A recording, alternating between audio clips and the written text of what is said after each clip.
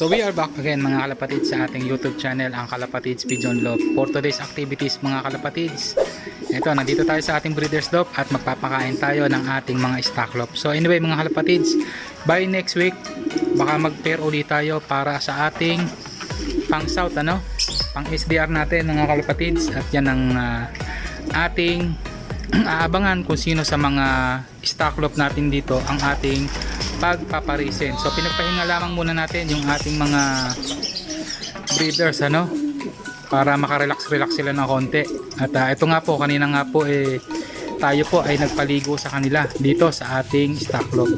So anyway mga kalapatids, any suggestion po regarding sa ating pandagdag na pangkondisyon dito sa ating breeders loft, So yan mga kalapatids, so yan po ay malugod na tinatanggap ni Kalapatids Pigeon Loft. So doon naman po sa aking flyers loft mga kalapatids ay tinransfer ko na nga po yung aking mga bagong mga warriors, So ayan, siya nga po pala mga kalapatids, tayo po ay bumili ng pang pot-pot, So ayan mga kalapatids, dahil yung iba po doon ay hindi pa po kayang tumuka. So kaya ang ginagawa po natin, tinutulungan po natin ang ating ibang mga young birds na nandoon para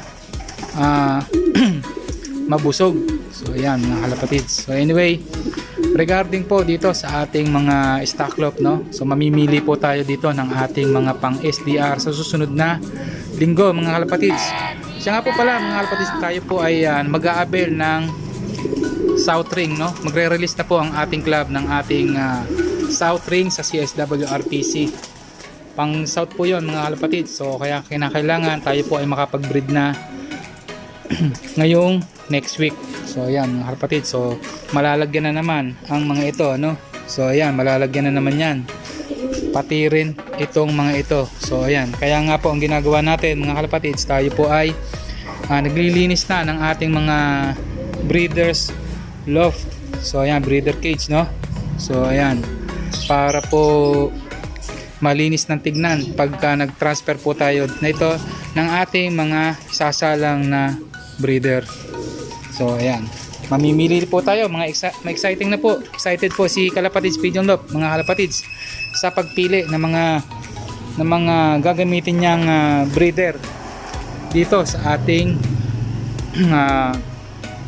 breeders loft, So ayan, so masaya po ito mga kalapatids dahil next week tayo po ay magpe-pairing na at tayo po ay kukuha dito ng mangilan-ngilan na pang STR natin. Siguro mga kalapatids, kukuha po tayo ng mga 3 pair, na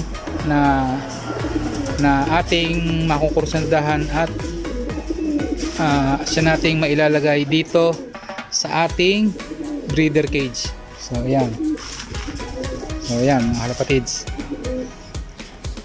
So siya nga po pala, mga kalapatids, tayo po ay nai-add sa isang group na ikinagagalak po natin na makilala ang grupong ito, at tayo ay pinaunlakan na makasama at maging miyembro ng grupong ito. So mamaya mga kalapatids ay sasabihin ko po sa inyo kung ano po ang